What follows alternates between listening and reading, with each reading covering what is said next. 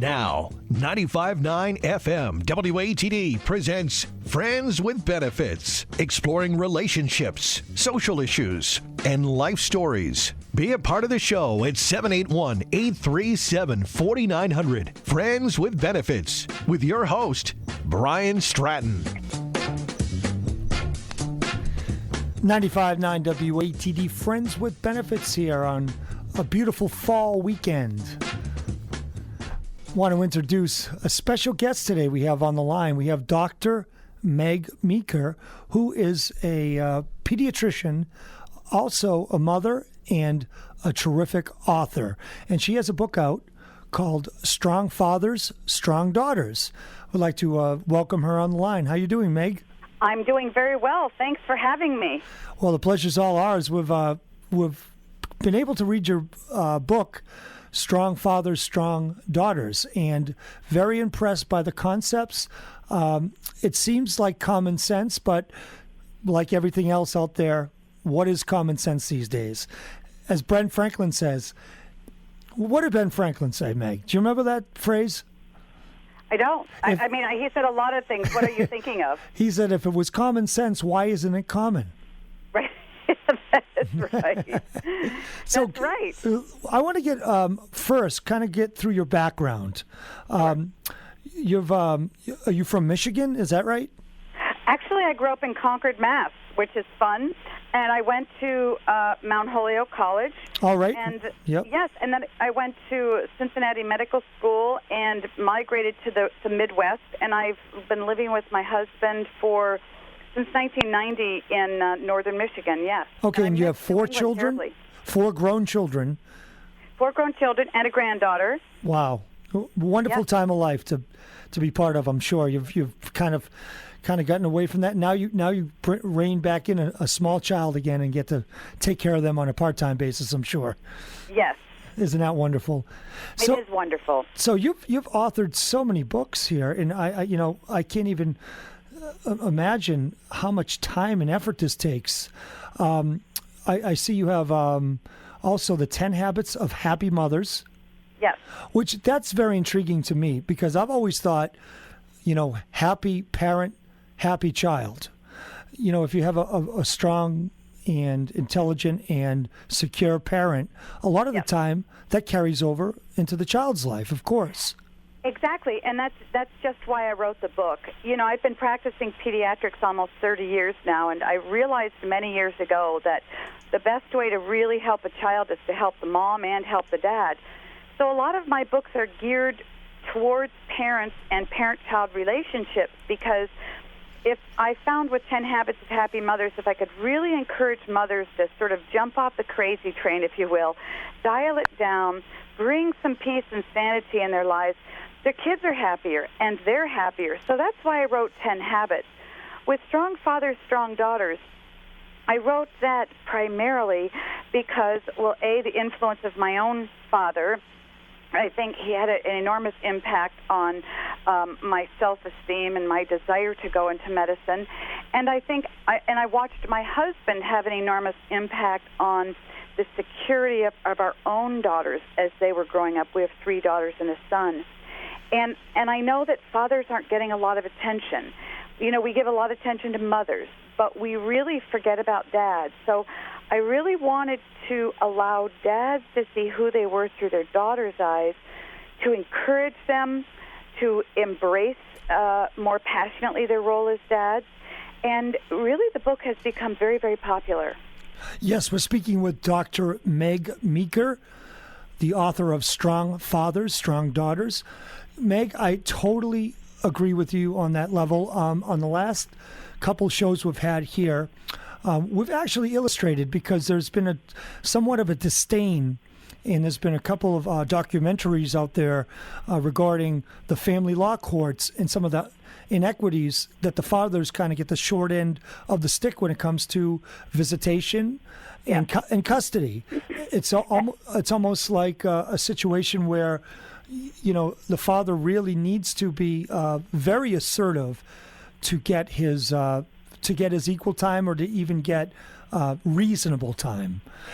Absolutely, and I've ended up testifying as an expert witness on behalf of many fathers for that very reason, because children, need their dads involved in their lives. They need more of their dad, not less of their dad, and we need to teach dads, encourage dads, because if you look at the way movies and music and sitcoms portray dads, dads are less than desirable people to be around. So I really wanted to show some data to say how critically important dads are in their children's lives, and at least help them in divorce situations say, you know what, you really need to fight for more time with your kids, because from your kids' perspective, life isn't really all about just mom. You have to be in there as well. It's so funny, Dr. Meg. It's over the decades. We went from father knows best to dad knows diddly. Yes. Yes. So how do you go from father knows best to dad knows diddly in 4 decades? I just really astounds me. It really astounds me, and I really think we can trace the roots of it. I was at Mount Holyoke College, which I loved. It was terrific. It's an all-women's college in the 1970s, and we were really gearing up feminism and the feminist revolution, and I think a lot of good things have come out, but a lot of bad things have come out as well. Whenever you have a revolution, you have casualties, and the casualties here have been really good dads, and what happened is they've been pushed aside, and now they become the butt of everyone's joke. I always tell audiences that I'm lecturing to, you can find lots and lots of beautiful, wonderful Mother's Day cards. Find a nice Father's Day card that isn't about hogging the channel changer and drinking too much beer. So, but the truth is, dads have a profound effect in their kids' lives. So that's why I really wanted to bring some attention to the forefront about dads. And as I said, the book has been translated into several different languages. It's really hit a nerve, and I'm thrilled about it because it seems to, for lack of a better word, empower dads and give them a real boost. Well, it's so funny you mentioned the media, too. And I think the media has a lot to do with this. You watch shows like The Family Guy or The World According to Jim, and it shows these men as just buffoons. Exactly. Just ridiculous, come up with anecdotal one-line jokes, just really almost like court jesters. Exactly. And, if you never want to have to play a father on a sitcom or in a movie, because they're the ones that everybody laughs at, and the 13-year-old child, gets real snarky with. So it's really sad, and I really hope that over the next generations we can kind of swing that pendulum back to the middle a bit. Well, I question if the family law courts, and I'd like to see more Dr. Megs out in each community, in each state, be able to have their knowledge represented in those courts, because I think it's minimized at best. Yes, absolutely. But, that's no easy task, and I don't think the family law courts have that in their best interest right now. But you know what we'll do right now? We'll go over, let's start off with the beginning of your Strong Fathers, Strong Daughters book. You started with, if I remember correctly, I finished it a couple days ago, but you started talking about life with your own dad growing up through middle school, high school, and college, and some of the faith he had in you that you didn't even have in yourself. Yes. My father was a physician, and he used to actually work at Mass General Hospital years ago, and from the time I was a little kid, he would bring me in on Saturdays and let me sit at his big desk and spin around, and I just thought I was the smartest person in the world, even though I was just in kindergarten or first grade. But ever since I was 16, I decided I wanted to go to medical school, and I just thought, get out of my way, that's what I want to do. And I went to high school, and I went through college, and at that point, it still is very competitive to get into medical school. I got my first round of rejections from medical school, and I thought, this is it, my life is over, I'm 21, I didn't get in, I have no plan B. And I went out for a jog, and I came back in my house. I was walking upstairs, and I heard my dad on the phone in his study. he was talking to somebody, and remember, I'd just gotten my last rejection letter to medical school, and I didn't know what I would do. And I overheard my dad talking to someone on the phone, and I remember I heard him say, yes, my daughter Meg will be going to medical school in the next year or two. And I thought, what is he talking about? What is he talking about? I just got rejected. But when I heard my dad's tone of voice, so convinced with belief in me that I was going to go, I knew at that moment I could do it. I could do anything I wanted. And sure enough, a year later, I reapplied and I got into medical school. And the interesting thing is, that was the conversation he had that he doesn't remember having, but that changed my life. And so what I want to tell dads out there is, just as your kids, your daughters in particular, just live life next to you, when you believe in them, they soak that up, and it changes who they become in the later years. And even as I was writing this book in my late 40s, I could still hear my dad's voice sort of saying, I know you can do it. I know you can do it. So those are the life-changing moments that a dad imparts to a child, and dads need to know the power of their words and their beliefs in their kids. I think especially, too, with the fathers, it's almost like he knew something you did not know. Exactly. And I expected my mother to cheerlead me. And as a matter of fact, my mother would cheerlead me, and I'd go, yeah, Mom. But when my dad said something, it just meant something different. Not that my dad was more important than my mother. I'm not saying that, but they bring something very different to their kids than a mother does. And both are good. Both are necessary, and they complement each other. But there was an authority that my dad had because he didn't use a lot of words. He didn't say a lot. He was a quiet man. But when I heard him say that, I just knew that I could succeed. And honestly, if I hadn't heard him say that, if my dad would have said, well, you really blew it now. I mean, I don't know what you're going to do. Go get a job, selling something somewhere. That would have changed my life as well. But that was a real pivotal moment for me. Did you learn anything from the way your dad treated your mother? Oh, absolutely. Absolutely. And I think that's very important. Single mothers have often said to me, so is everything lost because my kids don't have a dad involved in their lives? I said, no. And they said, well, at least I can show them how they're to treat a woman. I said, really not, because what kids want to see is how mom expects and allows herself to be treated by men, particularly by her husband. And that's how sons learn to treat women, is by watching their dad or other men treat their mothers. And girls learn how to expect to be treated by men is by watching how dad treats their mothers. So again, it's the interaction of the mother and father. It's the watching of the narrative being played out in front of their eyes, where kids learn how men are to treat women and how women are is supposed to be treated, expect to be treated. Sure, and we live in such a time now where that interrelationship dynamic behind the scenes a lot of the time falls short. Yes. And it's very distressing to me.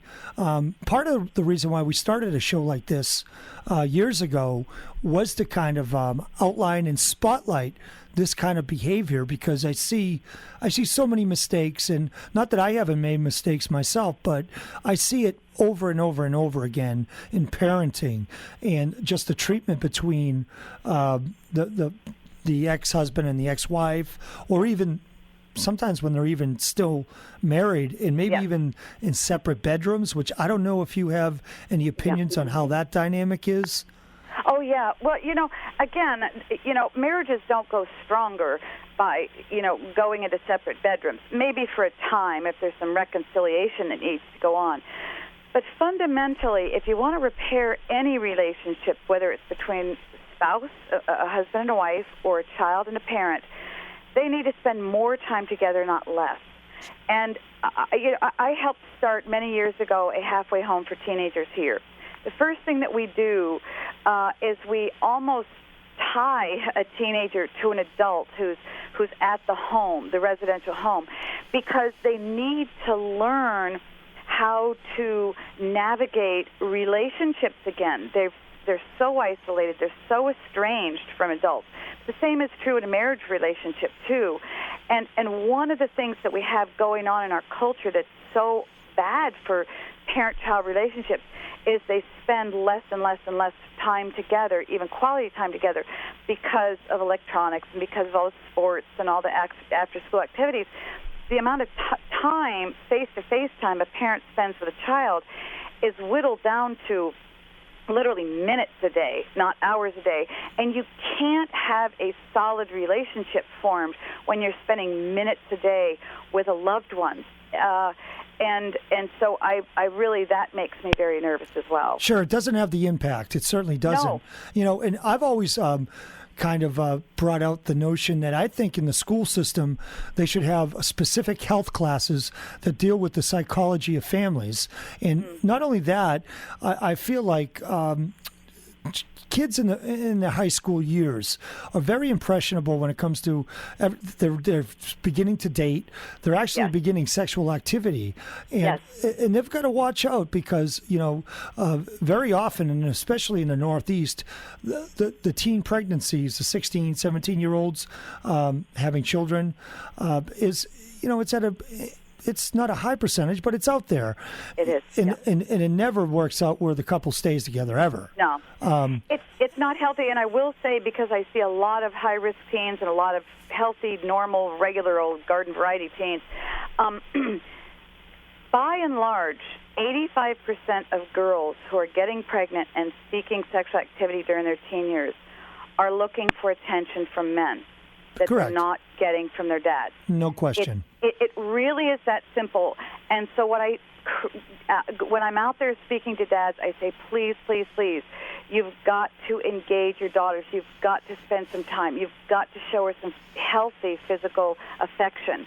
Because girls, if we just could get dads engaged with their daughters, I believe the pregnancy rate, sexual activity rate in teenage girls would plummet. It's really as simple as that. Everybody blames it on the media and sex media. Yeah, and that plays into it.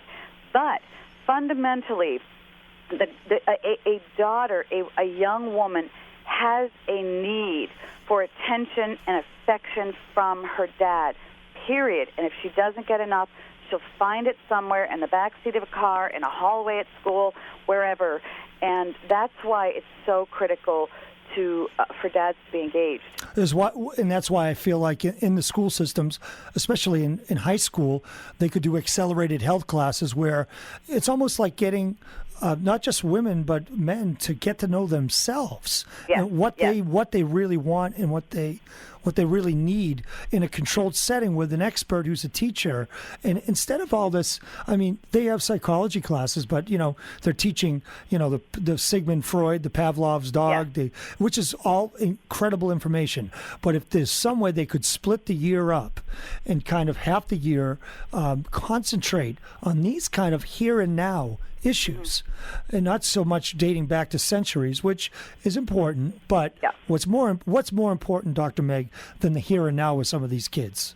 Absolutely. And and I talk to kids, and I've traveled the country, and I've talked to kids about sexual activity, and it's very interesting because they don't want just the numbers and the data. They want to know why should I or why shouldn't I, and what happens to me psychologically if I have too much and too many partners, and what happens if I don't. And I will tell you something, they listen. Even the junior and senior boys are on the edge of their seat when I talk about emotionally what they're going to feel like by graduation if they've had 5 or 10 partners. They want to hear it. They want to engage. They want to talk about it. They don't want to just be told, just use this or just use that. They know that that's a Band-Aid. They know that their needs are much deeper than we're paying attention to. And I have found that they really engage when we talk to their hearts and to their minds. And there's no question, I think, just that repetitive nature, just keeping it out in the forefront, the information, doing it now, do it sooner than later at this point.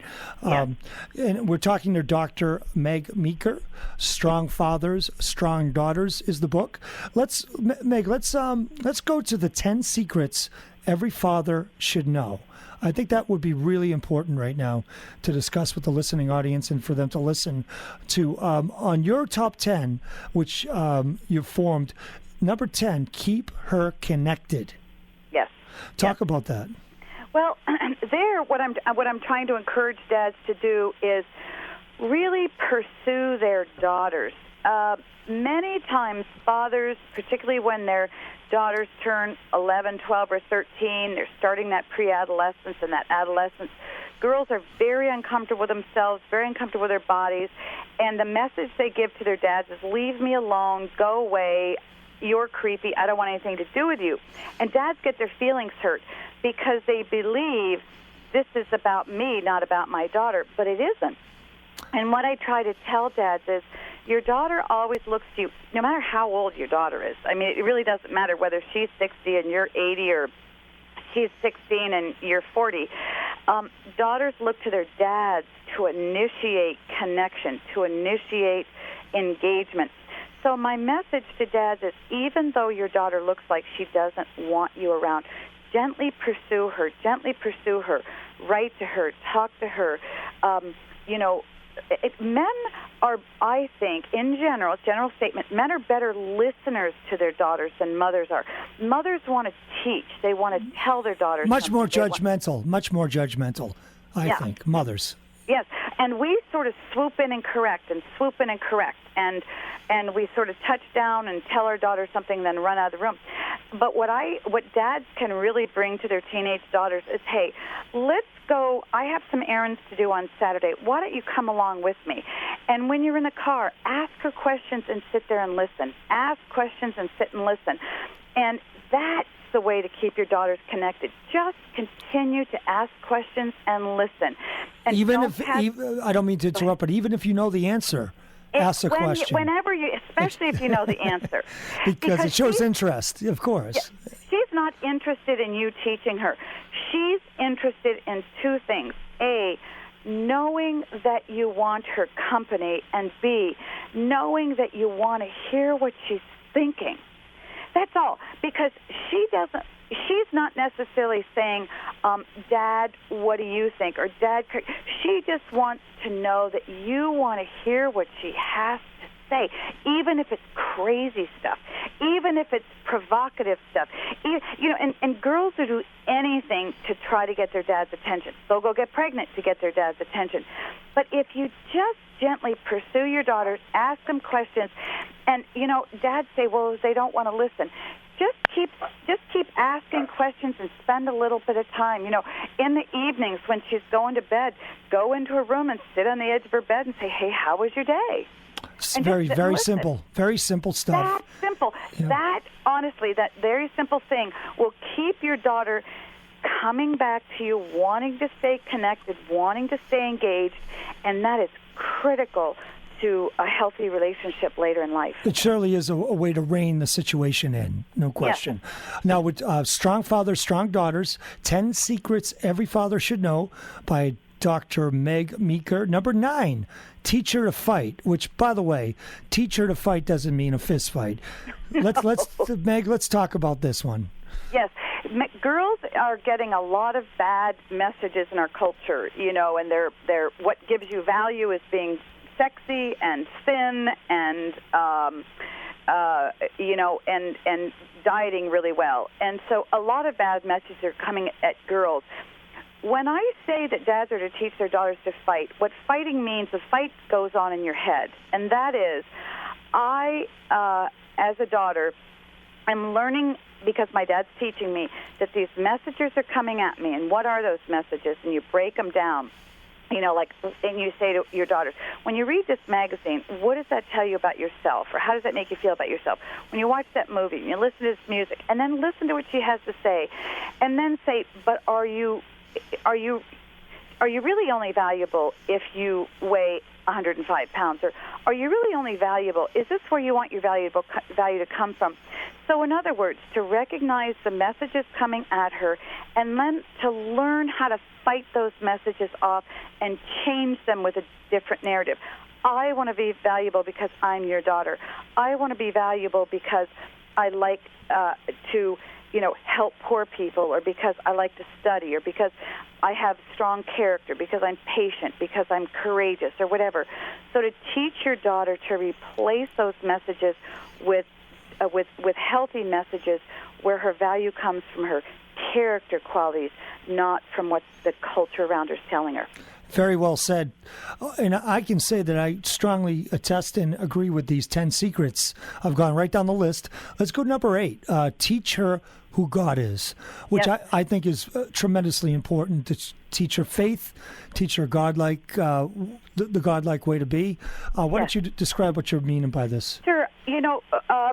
Kids are naturally, as youngsters, and I see this because I've been in pediatrics for years and years, kids are naturally inquisitive about the supernatural, about the spiritual world. They ask questions about God. Robert Coles, I believe he was from Concord, at least Boston, wrote a beautiful book, Spiritual Life of Children, many years ago. He's a psychiatrist where he documents kids' perceptions of God and write letters to God, and it's wonderful. And a lot of times, many parents will say, well, I want my kids to choose when they're older. Well, if you don't expose them to the God that you believe is real, they have nothing to choose from when they're older, And I hear parents say this all the time, I want my kids to choose, but they don't teach them anything to choose. I said, okay, then teach your kids about Christianity. Teach them why Methodists are different from Catholics or different from Presbyterians. Teach them about Judaism. Teach them who God is, because children they make their impressions of God around who they see their dad to be, because we know God as Father, and God, of course, isn't male or female. He's spirit, but Christ was male. He came in the form of a man. And so kids will see, they will superimpose their dad onto the image of God, for good or bad. So in other words, if they have a bad experience with their dad, they will think God is mean. If they have a good experience with their dad, they will think God is nice. But kids want to know what dad thinks. They're dying to, what do you think about God, Dad? What do you think about Jesus, Dad? What do you think about the golden rule, Dad? I'll tell you the scary part of that is when they're atheist. And because I think, regardless if you are a dad who's an atheist, I don't think you should spread that to your child. No, exactly. And the truth of the matter is, if you look at kids who are 18 to 22 across America, the overwhelming minority are atheists. Atheism has not caught on in the United States. It's still predominantly a Judeo-Christian country. Yes, we have other faith beliefs here, but still the studies show that predominantly in 18 to 22-year-olds, those kids are overwhelmingly ascribed to a Christian theology, a Christian faith. And so most of that they get from their parents, because kids want to know what their parents think. So I say to parents, look, we're teaching our kids the ABCs. We're teaching them schools. We're teaching how to do all this kind of stuff. But when it comes to the fundamental meaning of life and why their life is significant, go there with your kids. Don't be timid. Don't be afraid. We've brought political correctness into our parenting, so we're afraid to, persuade our kids or sway our kids in one direction or another. Well, I say, why? Because our kids, we teach them our persuasions in all other areas of life, but when it comes to our faith, we're very timid. And so I say, don't be timid, because studies also show that faith is good for kids. Having a faith in God keeps kids out of trouble. Well, it's a better it's a better kid. It's just a better kid. Kids are less depressed, less anxious. They do better in school. They stay away from high-risk behaviors as teenagers. If they have a faith in God and they believe that God is a real being who is there to help them, kids do much better in life. So I say to parents, quit being so wimpy. Get out there, engage, and teach your kids about your Catholic faith. Teach your kids about your Presbyterian faith. Bring faith alive, and kids do better in life. I totally agree, Dr. Megan. I think you should, if you are an atheist, say even both parties, convey an open mind. I mean, really, that's what it comes down to. Exactly. Let your kids go to church.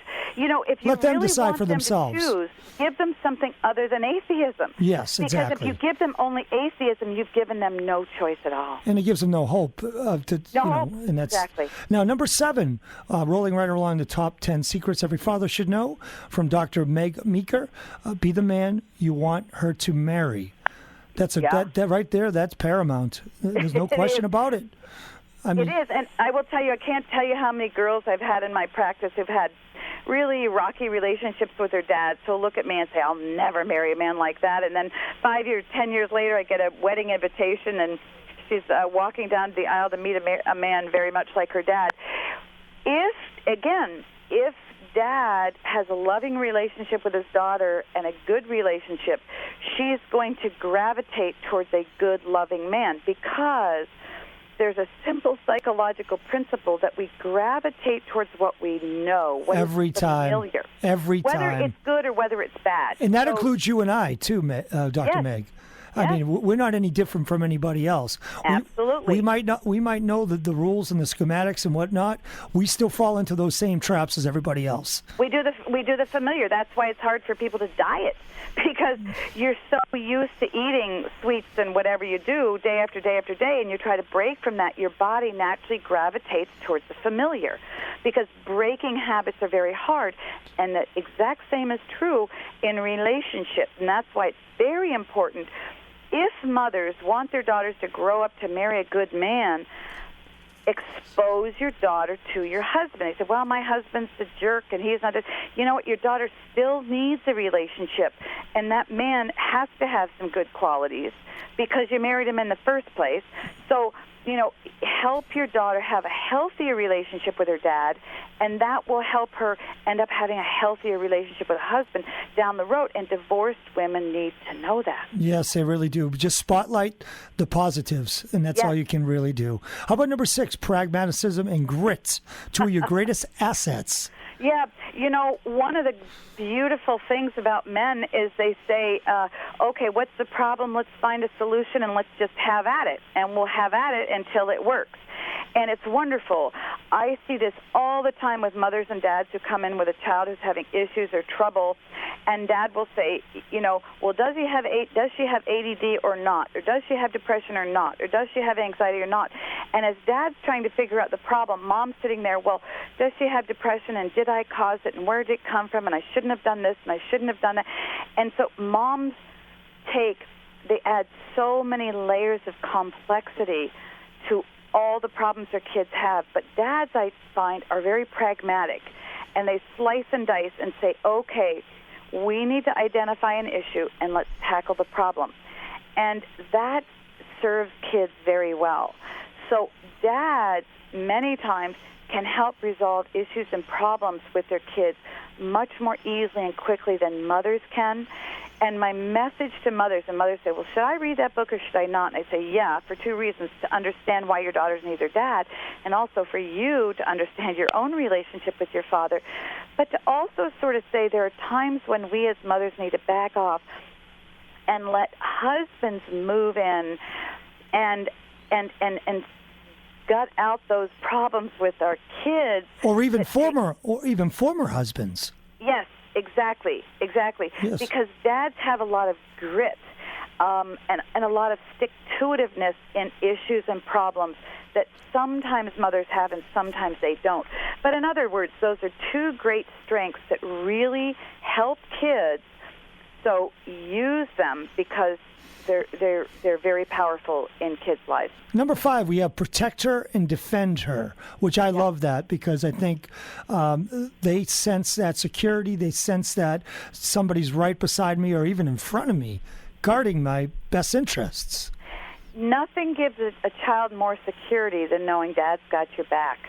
and that dad is out there walking ahead of you, walking behind you, sort of navigating the territory, figuring out where the danger zones are, and saying, oops, nope, can't go there. Oops, nope, can't go there. And what I find is many times dads who read too much and who overthink situations tend to let their kids, even their teenage kids, they let them fall into danger areas because they fail to protect under the guise of good parenting. Well, I can trust my 16-year-old girl because she's a good kid. She gets straight A's. She's not going to do the wrong thing at a party. Oh, yes, she will. Sure. Because she's a good girl and she doesn't want to say no to people. That's what good girls do. That's absolutely. So, and here's another interesting is I have a 12-year-old daughter she's been great, perfect. But if she has an issue in school, I'll always say, well, would you like me to go in there and talk to the teacher? And because she's very not vocal, she's very shy. And she'll always say, no, I don't want you to embarrass me. But just the fact that I stepped up and offered that. Exactly. That's all it takes. Exactly. That gives her a lot of self-confidence. It does. It's like, well, whenever I need it, Dad's going to be there, regardless, right, wrong, or indifferent. He's there. Yep. We're up against the clock, so I got to get down this list a little bit faster. Teach her humility. Yes. Humility is very, very important, and humility does not mean being a carpet on the floor that people are just supposed to walk all over. Humility is exactly the opposite. Humility is teaching your daughter what her value is relative to everybody else's value. In other words, we're all on equal footing. You are not better, you are not worse than. And one of the things I'm concerned about in our culture today is we're teaching kids to be so competitive and superior to everybody that they come out of college or they go into college feeling better than, and you can't have healthy relationships if you feel better than everybody all the time. So humility is really helping girls understand that everyone has equal value and they are to serve other people, and this really boosts a girl's self-confidence and helps her have healthy relationships. There's no question about that. Number 3, you are her first love. Yes, no question. Yes. Another great point. Yeah. And that's everybody, even women who have first loves in high school, they always hold that first love very importantly, don't they? You do, Dear and to their heart. that is a daughter's first exposure to male love. Correct. And when you feel it, your heart is so tender and so virgin, it sticks with you. And I tell dads, every woman takes one man to her grave, and that's her dad. Oh, that's For good amazing. or bad, she wants more time with him or more healing with him, but a girl always takes her dad to her grave. That's how powerful that first love is. That is very powerful. I mean, you even see it in women who are in their 40s and 50s, not just with dad, but Absolutely. with that paper boy they fell in love with when they were 14 for a year. It has an amazing, it's almost a ridiculous impact. I'm like, what are you talking about? You still think about that paper boy? Are you kidding me? But they do. It's that important, and it's those developmental years mentally where it's just so impactful. Let's get down to number 2. She needs a hero. Yeah. Every daughter, because of the dynamics of the relationship, because she's little and he's big, he was there first, and she desperately needs her dad. She gives her dad, at a very young age, the title of hero. Whether he earns it or not doesn't matter. Because dads will say, I'm not good enough to be her. I say, it doesn't matter. That's how your daughter perceives you. You have to do a lot to get knocked off that pedestal. And so know you have that power in your daughter's life. Know that she's looking to you to do the right thing and to be the right person and to be that strong person. So embrace that, because that's what a daughter wants from her dad. They need to be able to look up to somebody who's older and wiser and stronger.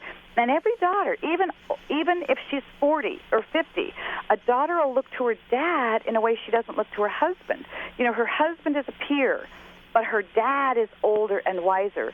And so that, again, that hero makes that impression on a daughter when she's very, very young, and it sticks with you for a lifetime. It's almost like a godlike syndrome. Almost, yes. They look at a dad as like a godlike figure. Yes, exactly. And that's why I said teach her about God, because not that you are God, of course, but but she sees through the lens of you to who God is. And so if you are big and strong and kind and loving, so is God.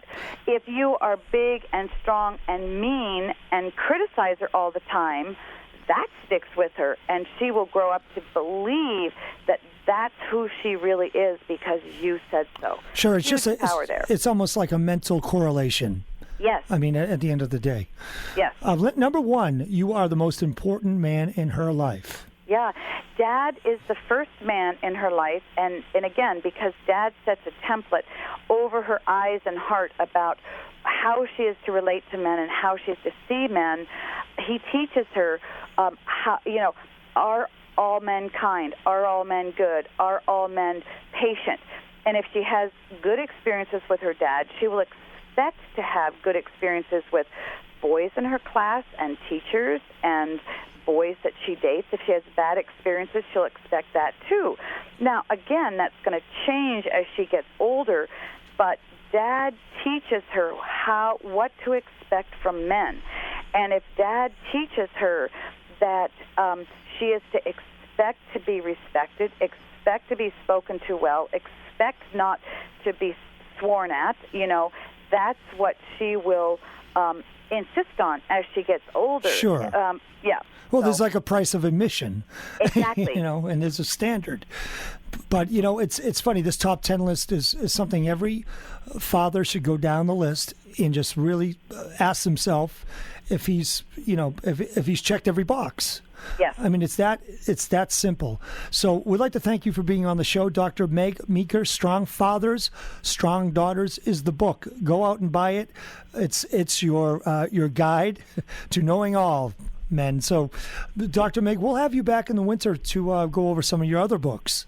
That would be terrific. Thank you, Brian. Thanks so much. And you're listening to 95.9 WATD. We're going to commercial break. We'll be right back. Hi, everybody. It's Joe Walsh. You're listening to my buddy Brian Stratton on Friends with Benefits, WATD. Experience the Atlantis Sports Club difference. Atlantis Sports Club and Spas are located throughout Massachusetts, including locations in Braintree, Holbrook, and Hyannis, featuring state-of-the-art cardiovascular and strength training equipment, plus indoor and outdoor pools and full-service spas. Atlantis offers something for everyone. How about Zumba, spinning, and strength training classes, swim lessons for the kids, or a luxurious spa treatment? Your Atlantis membership allows access to all locations. Atlantis Braintree, located off the highway across from the South Shore Plaza, features beautiful indoor and outdoor pools. You'll find the newest Holbrook location next to Stop and Shop with plenty of parking and a spacious floor plan. Take a mini vacation at Atlantis Sports Club and Spa in Hyannis. Play golf, then relaxed by the resort-style pool. End the day with a relaxing treatment at the spa at Atlantis. Mention this ad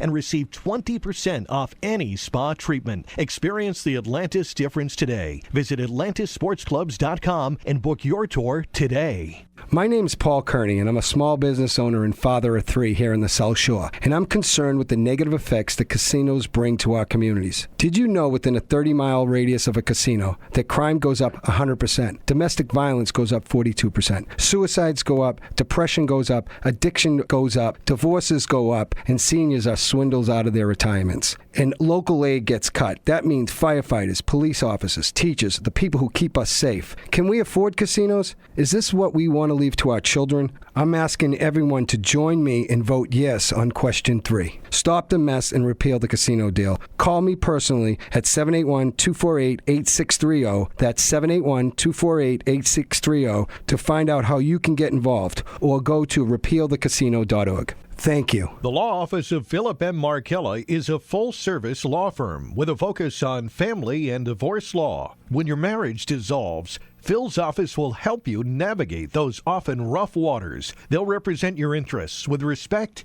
and compassion. The law office of Philip M. Markella also assists with estate planning, real estate transactions, and adoptions. Get in touch with the law office of Philip M. Markella, 19 Depot Street, Duxbury. Their telephone number, 781-934-7977, 781-934-7977, and on the web at markellalaw.com. That's MARKELLA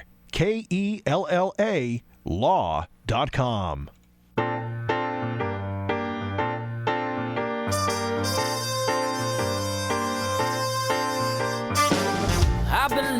with my heart on my sleeve. It ain't hard to see right through me, yeah, I know it.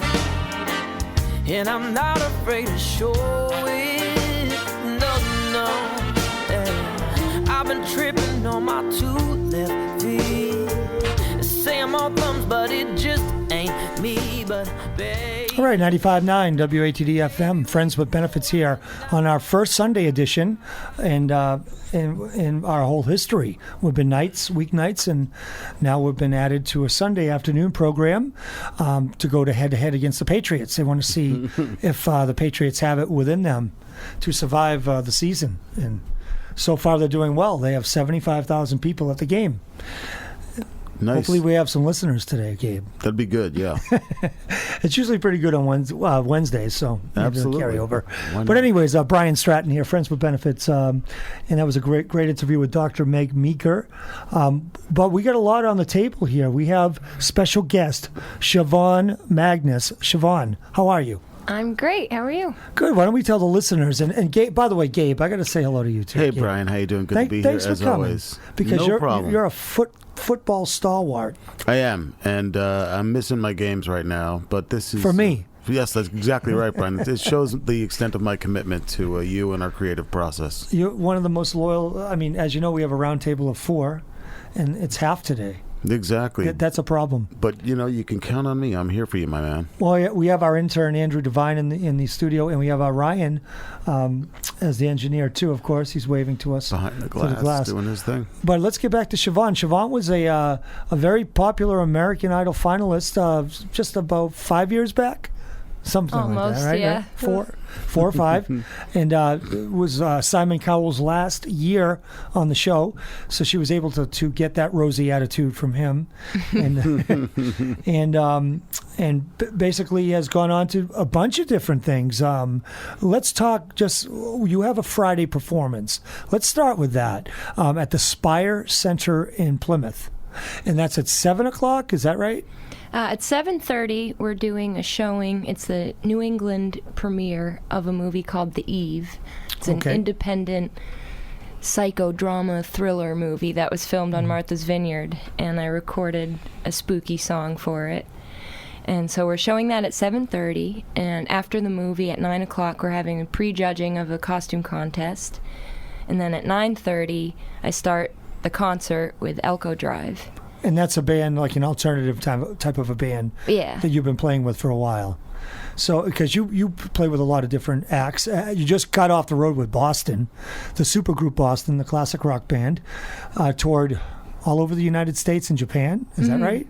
So how many dates altogether? Because, I mean, I knew, basically I got the call because you and I were playing some dates this summer, and like 48 hours before the date, your manager Tony calls me and said, she's been picked up by the supergroup Boston, so you might not be seeing her for a while, Brian. Those fun festivals you guys had playing, let's do them in 2015.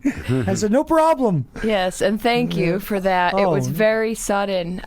They called me at the beginning of July. I think it was the 4th or the 5th of July, and said, not sure yet, but we'll let you know tomorrow. We might need you to come out and do 6 shows. So the next day they said, okay, can you get on a plane tomorrow to New York, come out for 10 days and do 6 shows? So I packed my bags for 10 days, and then 2.5 weeks later, I was still there, and they told me, for sure, can you stay on the tour? So I did about 40 dates total with them. Terrific. That's pretty great. I remember it was July 5th, because that's when I got the call from Tony. I said, Tony, our gig's July 9th. By the way, that big festival I did, there were 1,000 people, just to let you know. But anyways, we'll show you the pictures. You'll see it next year. But anyways, so Boston, they started out on the Midwest. Is that where you met them at the beginning of that tour? I met them in Buffalo, New York. Okay. And then it kind of just went spread. And then we went all over. I mean, and you know what the touring is like. I've been through it myself half a dozen times, where it's like almost every day you wake up, you're lost in space. Did you feel the same way? Oh, yeah. You have no idea where you are, what time it is. You wake up at 5 in the morning to go to the bathroom, or 4 in the morning. You just kind of take a couple minutes to go, all right, where am I right now? Because you're groggy. It's really strange. And it's like Groundhog Day because it's pretty much the same routine. Oh, yeah. It's like at 4 o'clock you got sound check, 5:30 you eat, Right. 6:30 you might have a pre-meet and greet, then you play the concert, then afterwards you might meet some people, and then do it all over again the next day. Does that pretty much sum it up? Yeah. Yeah. So but for you, this must have been a dream come true because you got to band up with your uncle who's in the band. Yeah, my Uncle Tracy plays bass for them, so it was a lot of fun. We played together. I've sang with him since I was a little kid, and I got to stand right next to him on the stage when I was singing backup vocals too. So Oh, wow. it was Okay. just a lot of fun. I felt really comfortable and welcome there. That's great. Now, we're speaking with Siobhan Magnus. Once again, she was a finalist with the American Idol show a few years back, and this last year, one of the backup singers for the supergroup Boston. And Siobhan, there was so many groups you guys shared the stage with. Who do we start with? Who was your favorite out of them, all of them? Oh, I have to say my favorite was Cheap Trick. I've been a huge fan of theirs since I was a little kid, and the day that I met them, everyone else on the tour had already met them because I joined a little ways in. Okay. And so they came back and joined us to open for us again, and we had a day off I think in Albuquerque. Okay. And Tom Schultz and his wife Kim planned a dinner party for everybody, and I didn't know that they would be there, so I got to the party and Cheap Trick was there, and I was terrified, but my uncle was like, "Oh, they're so nice. Go sit next to Rick Nielsen." I'm like, "I can't." And he's They like, are "Oh, so it's nice, okay." too. I've met them, too. He was Really? so nice, and I was such a geek, and I tried to keep cool, and I couldn't, and I started crying, and he's like, are you okay?" Yeah, maybe we won't put you on stage tomorrow night. Exactly. And I'm like, "No, I'm okay. It's just that I love you, and you're one of my dad's favorite bands." And Sure. and he was so nice about it. He gave me a big hug and a handful of his signature pics. And, Oh, that is awesome. and You know, took pictures of me. Gabe was super rocking cool. out the Cheap Trick back in the day. Come on, Gabe. Exactly right. What songs did Cheap Trick do, Gabe? That was back when I was a member of the Mustache Gang. So that goes In the hair annals- follicle in the hair gang. follicle days, Yes. back when I could had more choices. Yeah, the perm. Exactly. You had the perm, didn't you? No, I have to The admit, 70s my hair perm. was always relatively straight, but it was there. Yeah, thank Jesus. Back in the day. Yeah, that was not a great look, but what a great band. Do you remember any of the hits? Come on, I'm Gabe. trying to really. think, I love it when people. You lived that. Yeah, who can All right, remember? I Want You to the Want 30s Me. I Want You to Want Me. right. Surrender. Surrender. The yes. Dream Police. Of The course. Flame. These are all Ghost coming Town. back. I mean, you could just go down the line. And they Yeah. rocked, too. They Yeah, were no so doubt. good. Ain't That a Shame? Don't they do that one too? That's an old Fats Domino. So, and Robin, who's the lead singer, is so cool. Isn't he great? Yeah. And he can still hit those notes. Oh, yeah. Still at that age. Probably like 63, 64 years Wow. old anyway. It's amazing to still have the pipes. Amazing. So they would open up for Boston. So was Boston always the headliner? Yeah. Is that must be Tom Schultz's ego? No, I can't say that. But I mean, really, No, I mean, were they the you'd big? be shocked. Like, I was so happy and grateful to be a part of a tour that can still sell so many tickets, Are and you that kidding like me? the people. And Right. I was also really surprised with how varied the audiences were, all ages. That you'd see families out, you'd see a lot of ironic hipsters, like Okay. in their 20s, like art school kids out, which was surprising. But Isn't that wild? That is just completely wild that you have that. Well, like I said, when I played with Chicago and we had Cheap Trick actually open for us, I noticed that it was more of an older demographic. There were some kids there, and they like to sell you that there were a lot of kids there. But from my perspective on the stage, I saw a lot of gray hair. You know, if I looked at the audience, it would be 75, 80%, probably 50 and over, and a lot of gray hair. But with Boston, it sounds like they could pull in a little bit of a younger generation. yeah, And that must have been fun for you. it was a lot of fun. Yeah. And I hope this isn't inappropriate, but I got, for the first time, we got flashed by this lady, and I never have had that happen in front of I me hope on not. stage. So that was kind Wow. of Really. a thrill. So do you have pictures for Gabe? That was thrilling, yeah. Do you have, if Gabe wants a picture? What's her name and where can I find her? Give him the email, please. Yeah. No, but it's wild. So Cheap Trick, Doobie Brothers, you said, opened up. Who else? Can you name a few others? Foreigner, Night Ranger. Wow. We had Starship. Wow. Starship. Was Mickey Thomas with Starship? Mm-hmm. Unbelievable. Wow. Now, and they probably did. Now, do you remember their set? Did they do a lot of the 80s? Yeah, they did mostly. Did they? The 80s stuff, but they did some of Grace Slick stuff too. They took a shot at it. Now, who else was some originals from Starship? Anybody that you knew of, or did you really care? No.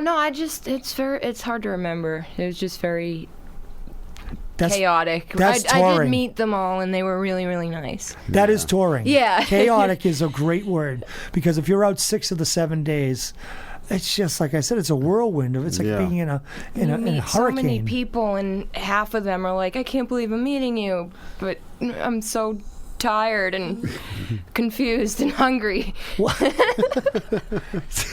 Did a lot of the audience know who you were, or a good portion from city to city? Did you run into people who, wait a minute? I think so. It was always you're that girl that was on different. TV. I even got booed a couple times. Nice. Really? But that strengthens your chops, I think I actually was received the best in Japan. They love American Idol. They do. So you were a household name over there, probably. Well, do you ever get any correspondence from Japan from anybody on your Facebook or anything like that? Yeah. Yeah, isn't that cool? I get on Twitter and stuff once in a while. I get lots of tweets from the Philippines, so I've got to make it there someday. Well, it's funny because when you and I started our projects together musically, I started getting these friend requests from people from different countries that were associated through you. Like Philippines and Scotland and whatnot. And I'm like, wow, who are these people? But anyways, awesome. we're going to get up to the top of the hour in the break. We'll be right back. Friends with Benefits, 95.9 WATD.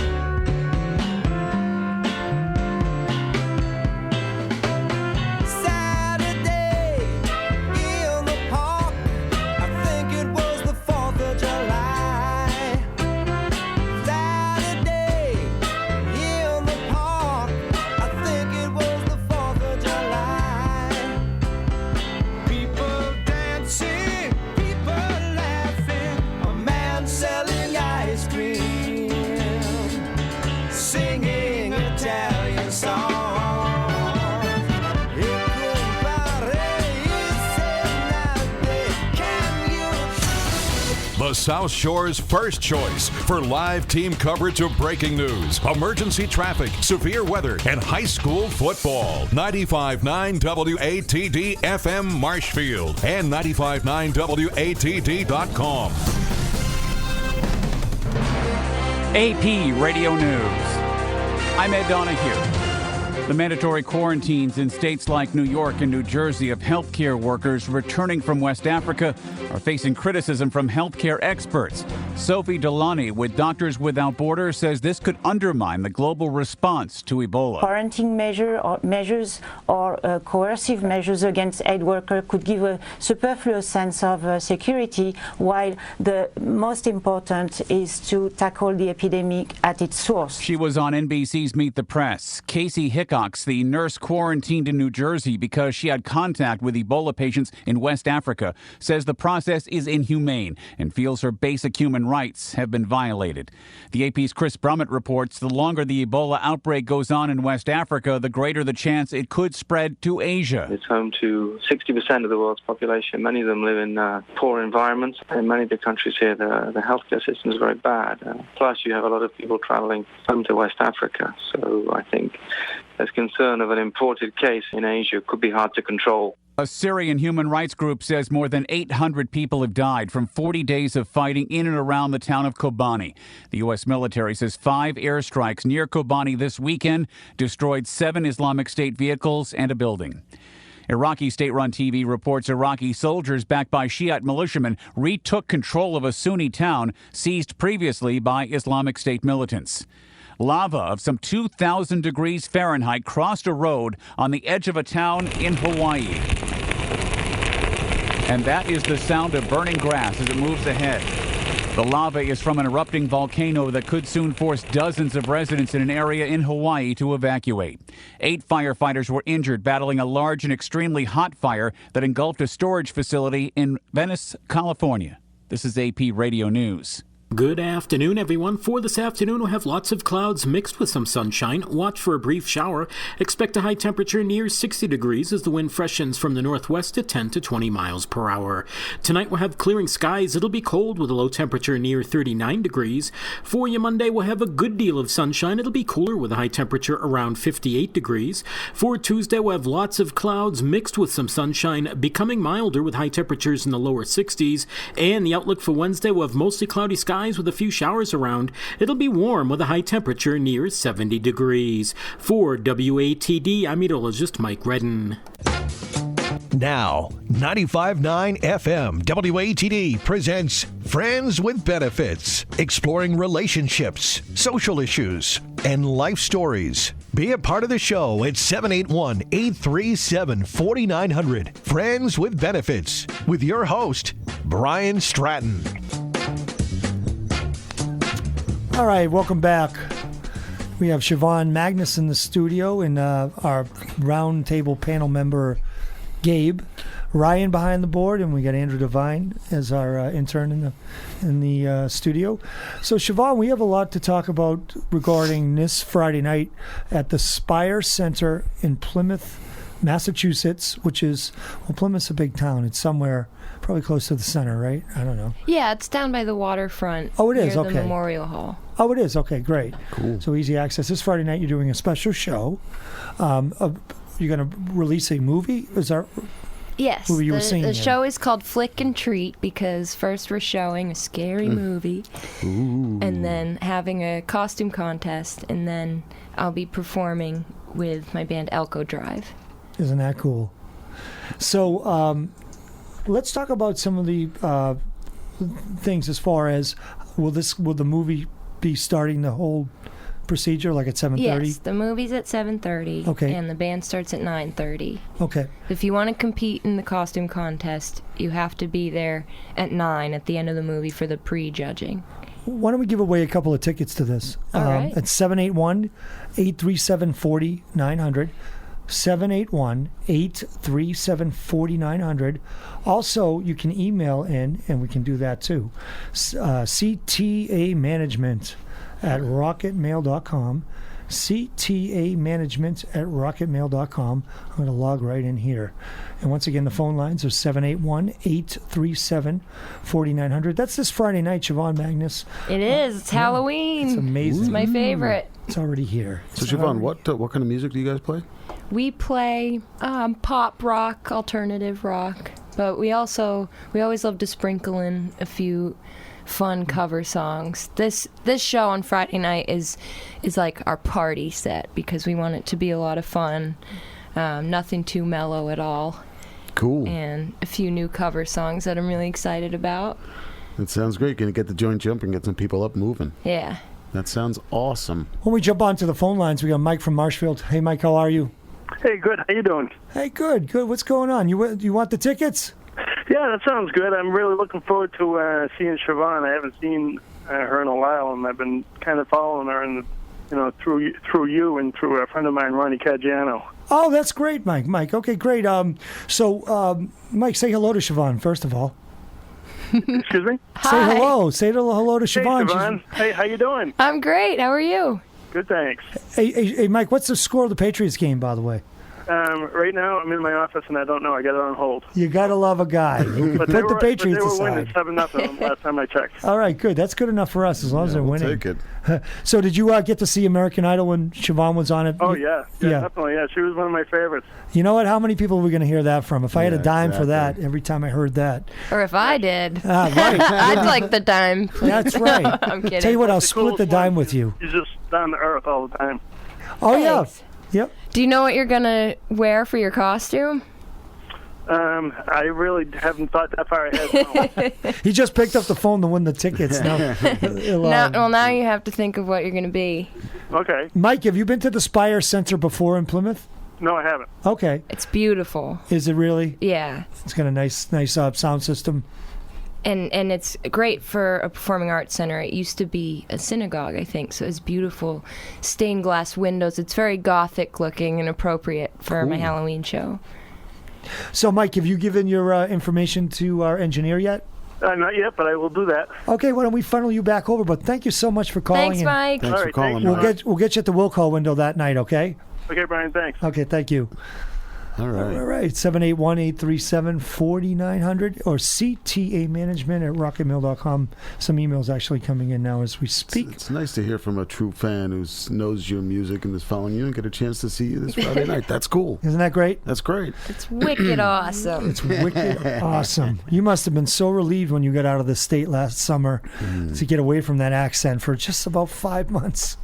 I don't know. What's funny, though, is like even when I'm away and then somebody from another part of the country might say, "Oh, you're from Cape Cod. You don't sound like you're from Massachusetts." You and don't. What happened to you? Wait, it depends who I'm around, or sometimes like I'll have a couple drinks and then I get really proud about it and it comes out of me. I don't know. I can't explain it, but I also ended up teaching a lot of the other band members and crew ended up saying Wicked all the time. Oh, no. Just because hearing it from me is funny. Does your uncle have that No, accent? he's actually from Indiana. Oh, good. But Good my for dad him. was from Brockton, so he had it. He had it bad. Real serious. He had it to the wicked bad. Wicked bad. Yeah, I'm from New York, and I love the accent, but every once in a while I fall into my New York thing.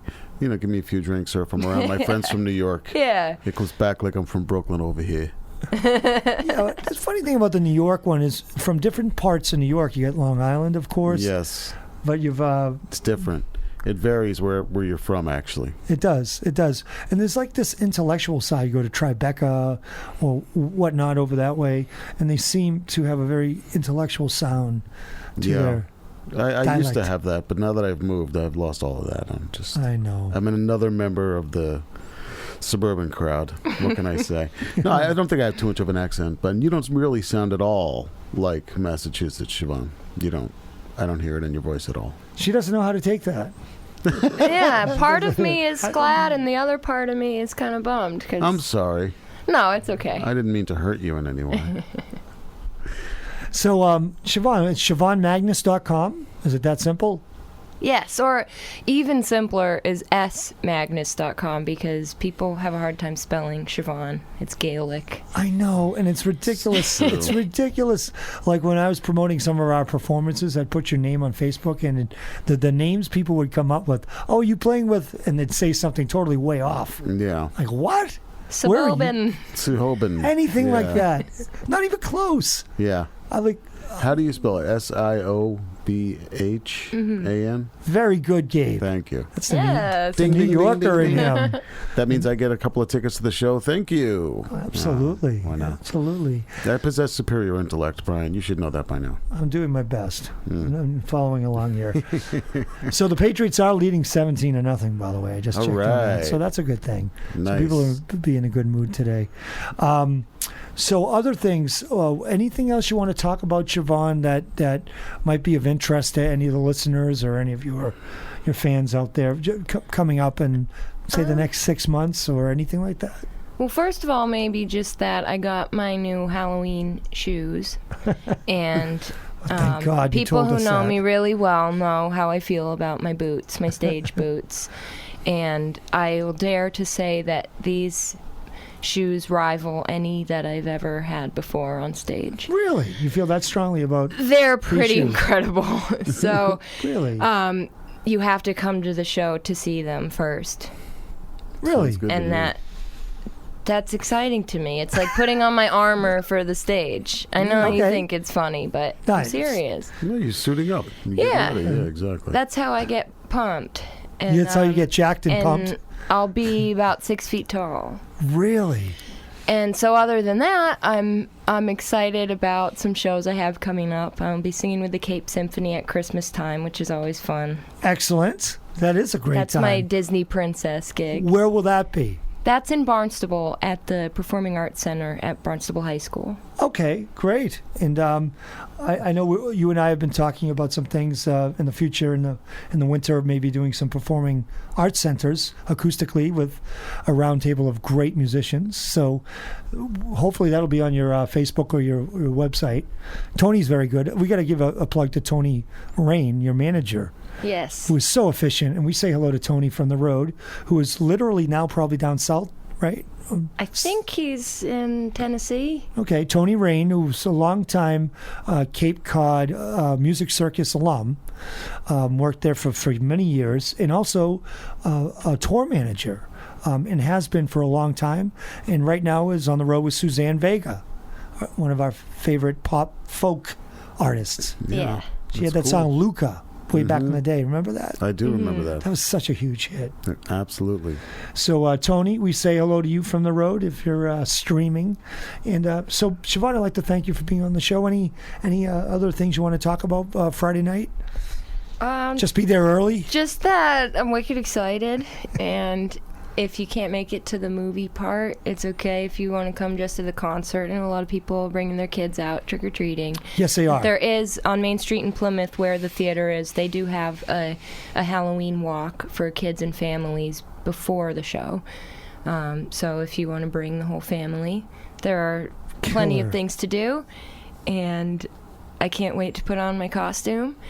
And that is awesome. We've been practicing really hard, and I love this band, so I hope everybody comes, and I can't wait to see everybody else's costumes, too. I love Halloween. Well, thanks so much. I know you do love Halloween. I've known that for a long time. But thanks for taking so much this bit of time out of your busy schedule, and welcome back to Mass. Thank you. You haven't been here for a long time. You've had a long travel schedule. And we'll catch you, and we'll see you Friday night. And sounds awesome. I'm stoked. Siobhan Magnus, people. We're going to go to a commercial break. Listen to 95.9 WATD, Friends with Benefits. Hi, this is Darrell Hall, and you're listening to my friend Brian Stratton on 95.9 WATD. My name's Paul Kearney, and I'm a small business owner and father of three here in the South Shore, and I'm concerned with the negative effects that casinos bring to our communities. Did you know within a 30-mile radius of a casino that crime goes up 100%, domestic violence goes up 42%, suicides go up, depression goes up, addiction goes up, divorces go up, and seniors are swindled out of their retirements? And local aid gets cut. That means firefighters, police officers, teachers, the people who keep us safe. Can we afford casinos? Is this what we want to leave to our children? I'm asking everyone to join me and vote yes on question 3. Stop the mess and repeal the casino deal. Call me personally at 781-248-8630. That's 781-248-8630 to find out how you can get involved, or go to repealthecasino.org. Thank you. Experience the Atlantis Sports Club difference. Atlantis Sports Club and Spas are located throughout Massachusetts, including locations in Braintree, Holbrook, and Hyannis, featuring state-of-the-art cardiovascular and strength training equipment, plus indoor and outdoor pools and full-service spas. Atlantis offers something for everyone. How about Zumba, spinning, and strength training classes, swim lessons for the kids, or a luxurious spa treatment? Your Atlantis membership allows access to all locations. Atlantis Braintree, located off the highway across from the South Shore Plaza, features beautiful indoor and outdoor pools. You'll find the newest Holbrook location next to Stop and Shop with plenty of parking and a spacious floor plan. Take a mini vacation at Atlantis Sports Club and Spa in Hyannis. Play golf, then relaxed by the resort-style pool. End the day with a relaxing treatment at the spa at Atlantis. Mention this ad and receive 20% off any spa treatment. Experience the Atlantis difference today. Visit AtlantisSportsClubs.com and book your tour today. Hey, it's Brian Stratton, and I'd like to talk to you about Mamma Mia's restaurant. With 5 convenient locations around the South Shore, you don't have to drive far to enjoy delicious Italian cuisine, just the way you like it. Whether you're in Carver, Plymouth, Hanover, Kingston, or the new location in Green Harbor, Mamma Mia's is something to please any palate. Catering, gift cards, and takeout are available 7 days a week. Contact Mamma Mia's online at mammamias.net. That's mammamias.net. The law office of Philip M. Markella is a full-service law firm with a focus on family and divorce law. When your marriage dissolves, Phil's office will help you navigate those often rough waters. They'll represent your interests with respect and compassion. The law office of Philip M. Markella also assists with estate planning, real estate transactions, and adoptions. Get in touch with the law office of Philip M. Markella, 19 Depot Street, Duxbury. Their telephone number, 781-934-7977, 781-934-7977, and on the web at markellalaw.com. That's MARKELLA law.com.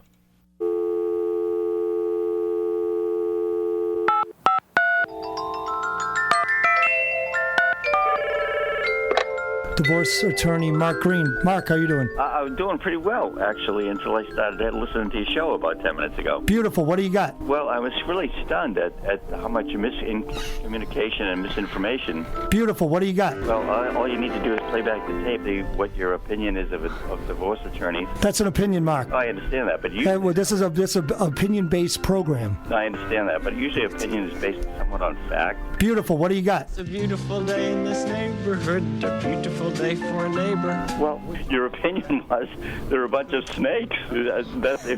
Look, you have, I don't know where you come from. I don't know what you do. Exactly. Probably listen to Fox, too. The bottom line is, do you think the system is set up correctly? Once again, I'm not so sure what you mean by system. The court system. What do you mean? You said you're an attorney? You don't know what a system is? It's a court system. Okay. Have you been listening to the show? You can continue to talk, or you can listen for just a second. Well, listen. Let them talk. Can you name the judges in Plymouth County? Sure. You want me to start? Judge Sabatis, Judge Roberts, Judge Stanton. Those three, right? Keep going. Wait. There's only 4. Who's coaching you? You don't even know who the courts are. You don't know who the judges are, and you come up with these... I just named 3 out of the 4 judges. What are you talking about? Wow. All right. Well, that was the first. That was the first. Like, there's a divorce attorney for you. Argument I've ever heard. I mean, wow. That's what it's saying. So sometimes it can get that confrontational. Sometimes when you're I would want to just pay money just to tell him to shut up. Please, won't you be my neighbor? Hi, television neighbor. I'm glad we're together again. 95.9 WATD, Friends with Benefits. A divorce attorney on the line with Fred Rogers. Yes, Mr. Fred Rogers, the great Fred Rogers. Where's the disconnect there? Yeah, it doesn't. It doesn't feel right. No, I don't know. Something's lost in that translation. That was a fun conversation, but that excerpt that you put together is hilarious. It's pretty good. Yeah, I don't know if he likes bad. it too much, but he's gonna be okay. Yeah, I'm sure he'll make it okay. Yeah, he should be fine. Yeah. If anything, we've learned there's enough of an industry there for him to be happy for a long time. I think so. Yeah, there's plenty of inventory out there. No doubt about that. Just drive any church when there's a wedding. Yeah, exactly. Just inventory. Wait around long enough, and he could line up some clients. No doubt. Anyways, 95.9 WATD, Friends with Benefits here on a Sunday, enjoying our time. Thank you to Siobhan Magnus making the long trip up here. Yeah, she's super cool. What a nice person. Yeah, one of my favorites of all time. She's been a longtime friend and musician type. And those pipes, man. Oh my gosh. She can bring it, no doubt. Oh my gosh. You'll get to hear her Friday night at the Spire Center in Plymouth. Probably later on the show we'll give some more tickets away.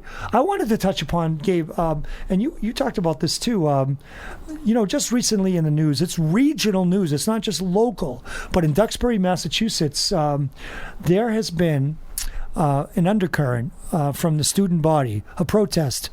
And the reason there is a protest is because a former Duxbury coach, who is also a part-time teacher at the high school, was fired about maybe a month ago. Yeah, within the last month. Well, yeah, it was a while ago, not too long ago though, for allegedly or actually grabbing a student who was actually damaging some school property. Right, he was defacing the wall. Yeah, I think it was in the new school too. Yeah, the $128 million school. Right.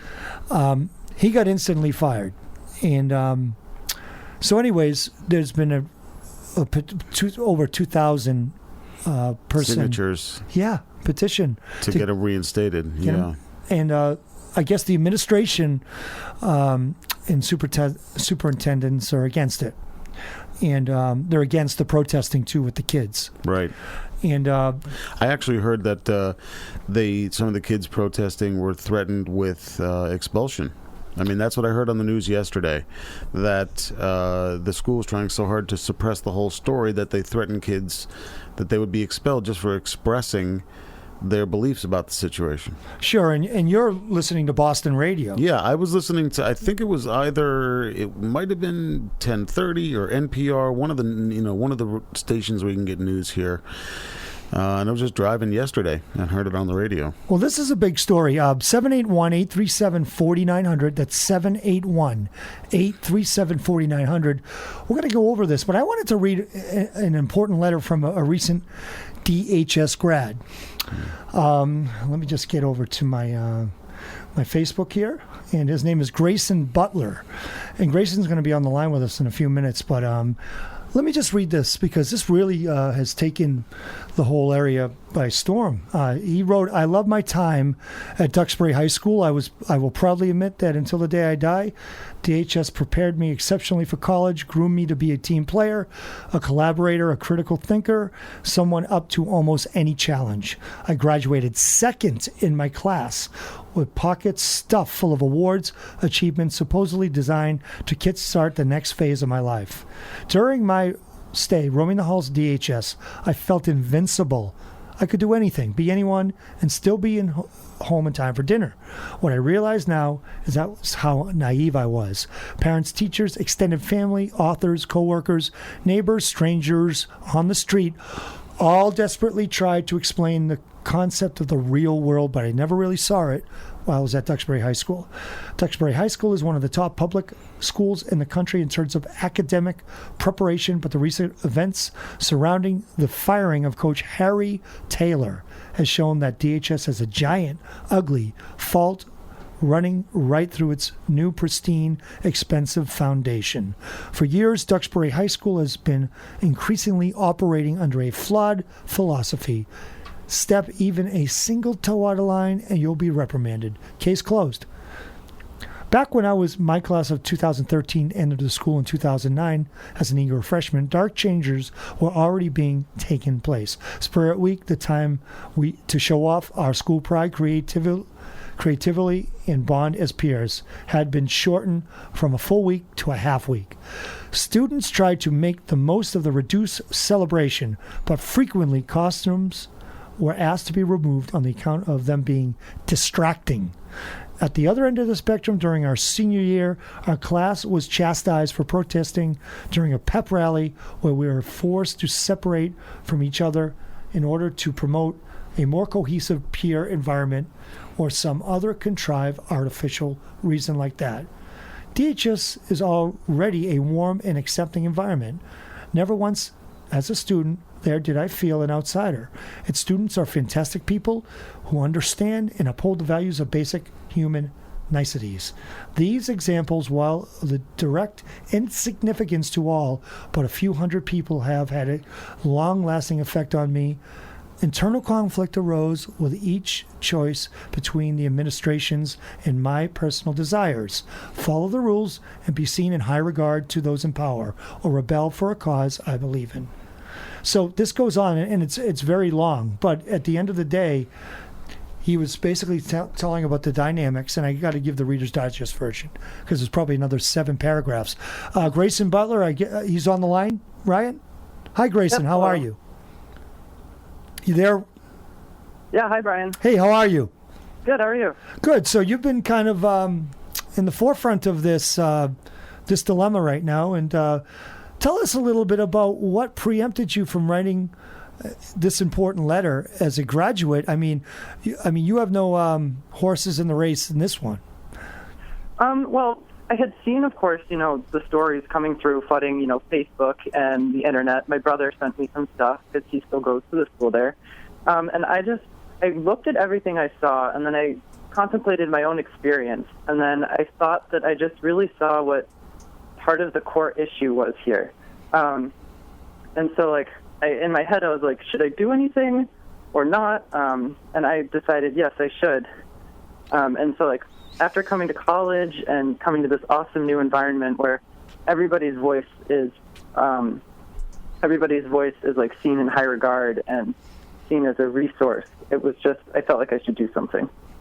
Okay, Gabe? No. So, hey, hi, Grayson. So, what's your take on what occurred, and what really is the message that you're trying to put across here about that situation? So, what actually happened that day, I feel like we will never know. There's been several versions of the story. The school says there was a tape of it, but it's been deleted because of no storage or something like that. And so I have a feeling that the details will forever be fuzzy.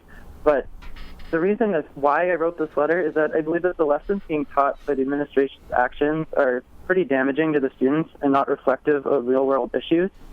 Even though students cannot win every fight they partake in, I believe that they have a right to feel good about expressing themselves. They have a right to be heard, a right to have their opinions considered, and definitely a right to be proud about what they believe in. Right. And what lesson does, like, sit down and shut up teach them? Students need to know that they have the ability to make a change. Right. And so I guess what you're saying is the administration now is really pushing back or really suppressing the students' ability to speak freely about this issue? Correct. Now, would you have gotten involved if it wasn't like this? So, for instance, say the coach had been released of his duties, but the administration was letting the kids protest on the coach's behalf. Would you have formed any kind of opinion, or would you have just said, let this thing play out? I wouldn't have written a letter like I did. I would have been in support of the students. But you're right about their just direct shutdown of the students is really what got me. Now, we're, of course, a talk show. We'll try to be unbiased about this because I do know the faculty over at Duxbury High School I've had some really good encounters with, especially the principal, Andrew Stevens, who I've had some really great encounters with. I consider him a very worthwhile and effective principal. I know there's a lot of people in line there, and he's not the top notch. Of course, you've got superintendents, you've got school committee people. But in your opinion, who do you think is behind all this? That's a great question. It seems like possibly the superintendent or the superintendent's office seems to be more behind this. I mean, obviously he's going to be the public voice for this because he's top dog. But some articles I read have shown that, like, Andrew Stevens deferred any opinion on the matter. And so that says a lot to me, that maybe he doesn't quite believe with how it's been handled. I know a lot of fingers have been pointed at Mark Talbot. But to be honest, since I'm not there right now, it's hard to tell. But from what I've gleaned online and stuff like that, I would say more the higher ups, because they're afraid of lawsuits and stuff. Because unfortunately, we live in such a litigious society. Well, you definitely have to tread very carefully, and especially when you make a very quick decision like that to let somebody go. There's, of course, consequences if you made the wrong decision in haste. And like I said, I don't know the situation well enough to comment if it was done in haste. I mean, honestly, the decision, in my eyes, can go either way. I mean, obviously, if a coach or a faculty member puts their hands on a kid, they are opening themselves up to possible firing. Yeah, or even charges. Even charges, right? To take it to the next level, even charges. But I wonder, Grayson, in your letter you mentioned that the school had already started to, you said, cut down on a week of festivities, went to half a week. I mean, is it your implication that the school's been tightening the screws to conform with political correctness? Or what is it, do you think, that is behind this movement in that direction? I believe you're exactly right. One of the biggest things I remember from when I was there was my senior year, we had a pep rally. And you usually, sit with your class. It's the time to bond, the time to have fun. And the school decided that they wanted to intermingle everybody, which I have nothing wrong with in itself. But you really want to sit with your class on that day. It's a fun day. And they're your closest friends, usually. And then at one point, they asked us to either sit down or stand up. I can't remember myself, and I asked a bunch of friends, and there seems to be not quite the consensus of what exactly happened that day, but that's not the point. We rebelled, and we either didn't stand up or didn't sit down when they asked us to. And the leader of the pep rally got noticeably frustrated. The administration started swarming the bleachers and telling us to do what we were supposed to do. And then later on, we had our senior breakfast. It was a different day. And we were chastised for not being student leaders and showing poor behavior to the lower grades by standing up for what we believe in. And I think that's the wrong message. Right, so any kind of discourse was frowned upon. I think we have another caller on the line. We're speaking again with Grayson Butler, former DHS graduate. And Grayson, where are you currently now? What college? I'm up at Colby College. Colby College up in Maine. Okay. Yeah. We have a caller on the line, Maddie Clark, who looks like she is the creator of the online campaign for this. Maddie, how are you? I'm good. How are you? Welcome to Friends with Benefits. I'm Brian Stratton, and this is Gabe. How you doing? Hi, Maddie. I'm doing well today. Thank you so much for taking my call. Sure. What's on your mind? Yeah. So just briefly, I'm a 2012 graduate of Duxbury High School. I was also a student of Coach Taylor's my sophomore or junior year of high school. I was in his gym class, and I just wanted to first and foremost say that in a public forum the other day at the school committee meeting, there were questions raised at the authenticity of the fundraising campaign online to help out the Taylor family, and I just wanted to say that was something that I created on my own accord and offered to the family, and that is not something that should be called into question. As a college student, I wanted to be able to help, and that was the only way I knew how. So far, how is that going?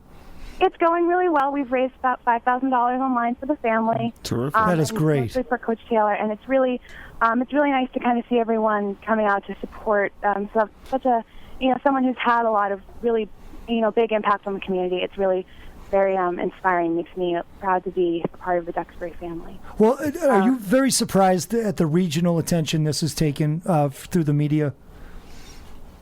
Yeah, I actually learned about it through my parents, who have been very in touch with me about this whole issue, and I didn't really expect any of the turns that this would take, and with the way things are going, I am not surprised at all that it's being picked up by regional media. There's definitely a lot of questions that need answers, and some questions that haven't even been asked yet that need to be asked. And until we have clear and transparent, unbiased answers to the questions, I don't think that this is going to get resolved. Do you now? Grayson had told us about the missing videotape, which to me, I don't know how to handle that one, because I know how that can be. I mean, if those things can get lost, they can get misplaced, whatever. But what is your opinion on that? I mean, I think that it's not very professional. I think that if you, especially if you have an issue like that, there's got to be ways to back it up. But then again, I wasn't in the room. I don't know the servers of the school, so I can't make a real comment on it. But it definitely is something that is raising eyebrows and is frustrating to hear. And there might be some reasonable explanation, but not that we've heard yet. So now, were you fortunate enough to read Grayson's letter? Yes, I was. I actually was blown away by it. I was an acquaintance of Grayson's in high school. We weren't super close. He was a year below me, but it was beautiful, and it's got a lot of traction with a lot of the alumni who have shared it. People that I haven't talked to in years have all been talking about it, and it's just wonderful. Now, Grayson, are you still on the line? Yes, I am. Yes. How many petitions have you heard have been reached at this point? What's the number? Last I checked, it was about 1,800, pushing 2,000. Wow. So that's 2,000 people in support of it's beloved coach. Yeah, a beloved coach. Wow. Yeah. So basically, I feel, and especially with the media and how this is taken off, I think the biggest story here is more the freedom of speech issue than anything. Is that correct, Maddie? Yes. Yeah. I mean, that's where my biggest issues lie. If we're being candid, is in the freedom of speech question of it. I really think that in order for this to be resolved, and in order for the town to move on, the administration and the students and everybody, who's got horses in this race has to sit down and honestly ask themselves if the actions following the incident, if the actions are fostering a culture of leaders who can stand up for something they believe in, even if they're going to get pushed back, and people who aren't afraid to ask questions when they don't understand, and aren't afraid to say, this doesn't feel right, this doesn't, I don't understand why this happened? Or are we fostering a culture of students and a group of people who are going to go out and be voters and be just, trying to decide what happens with the country? Are we, fostering people who are saying, my opinion doesn't matter, so I'm going to sit down and shut up, and if someone above me says something, it must be true? Like, which direction are we trying to send these kids in? I was fortunate enough to graduate from the high school in a time where, I was allowed to flourish. I'm a human rights activist, and some people don't take too kindly to me because I stand up for what I believe in, and I don't think if I went up in that high school right now, I'd come out the same person. Well, Maddie, now what school are you involved with now? I go to Ithaca College in upstate New York. Okay, I'm very familiar with Ithaca. Right. Okay, so that's great. So you've two very intellectual soundboards about this subject. Yeah, you've clearly given it a lot of thought. I mean, I think you're right. When the school has to ask itself, what's the message it's trying to deliver? You want these students to be able to stand on their own and be independent thinkers, yet they seem to be squelching the independent thought. Yes, exactly. It's a really big concern that, if we want progress as a society and even as a town or as, a school where we can really make progress on really key issues that we need to, how are we going to do that if we're not telling people it's okay to ask questions? Now, have you guys have been, Grayson and yourself, Maddie, been clued into an online publication called the Duxbury Times? Yeah. Yes, I have seen their posts. Okay. The issue. And I've noticed that there's quite a bit of activity on the Duxbury Times. And I'm just curious because there's so much information out there that I see here. And a gentleman named William Zachman is part of that. I'm not sure if he's the editor or whatnot. Mm-hmm. But my question to you guys is have you seen all the information that's thrown out there at all the different levels? And is it easy to comprehend at this point, or do you take it for what it is? Or I guess that's where I'm coming from with that question. Yeah, I mean, I've definitely seen what the Duxbury Times have been posting. I've been trying to stay up on the issue and up on what's going on. I think that there are some very valid questions being raised by that group of people or whoever it may be. I think that there's also a level of, things that have to be sifted through. We're kind of at this point where, at least my perception from being on the outside is that everything as of right now is coming off of opinions, and there are facts in there somewhere, and there are facts that are valid in there somewhere. But as of right now, everything we're seeing is somebody's interpretation of what happened. And I really would love to see a transparent and, as Mr. Boyle said, a transparent and independent evaluation of what actually occurred, both during the incident and after. I think that that's the only way that we're going to be able to differentiate what is just people's perception and what actually happened. Now, Grayson, I want to get back to you. Up at your college at Colby, do you find a different dynamic when things are basically up there? Is it different than what you experienced at Duxbury High School? Oh, definitely. Tell us about that. Duxbury is a very, very open place. I said that in my letter. It's very warm and accepting, but there's still that feeling of the administration is elevated several levels above the students. Now, I came here, and my peers, my professors, they're all willing and they're all strong fighters. They're willing to fight for what they want and also show what they believe in, and they work together. Even the higher-ups, our president, makes countless efforts to connect with students and find out what issues we're really feeling are involved in our campus right now, and they make peaceful negotiations. And of course, one side doesn't always win, but that's the way negotiations go. What's important is that they're open and that the people at this college are willing to support that. Right. I think that's probably not unusual across the country. I mean, not that Colby isn't a special place. Of course it is. Mm-hmm. But I remember when I was at school, we had a dean of student affairs who was a student advocate. While being as part of the administration, obviously. He also helped us form our voice or really be able to refine it so that as students we felt the kind of involvement that helped us create the environment at school that we wanted. Exactly. Yeah. Now, I asked this to Maddie and Grayson.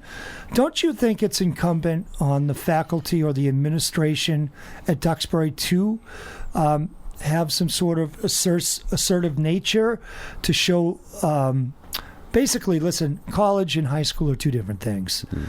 College students don't need basically nearly the direction that a high school student does. So around that question, do you think that it's necessary to react in a more militant way in high school as an administrator? I'm of the mind that you need to set up standards, obviously, but to whether or not his firing was just based on the action he took, it's the second half of this that's the greater concern, is how the schools reacted to the students' reaction. They're squelching free speech, and correct me if I'm wrong, but I heard that even they were threatening expulsion and just threatening to take action that strong against students who spoke out against what took place. Have you guys heard that that's been in the works? I have not heard of expulsion being used as expulsion being a term being used by the school. I have heard of some talk of suspensions as a possibility, and I know that at least one student was given detentions. And it just, I feel badly for the faculty who are, kind of caught in this. They are. It's a difficult kind of catch-22 they've been put in, between fostering the leadership mentality in the kids and what the administration is putting forth, and it's just very difficult. Right. I mean, we don't really know what happened, what he actually did with that student, because there's no tape, as it were. But whatever it was, the swift action taken by the school was the action they took, but then the action they're taking against the students for speaking out against it is what's my greatest concern. Yeah, I mean, honestly, I can't speak to the incident. It's not my place. Speculation is never good for anything. True. It's, nobody's place to do that. And I think it's two completely separate issues. There's the issue of, this catalyst, and then there's the issue of the way things were handled. And the greater issue at hand, I believe, is the latter. And I feel like a lot of people would agree.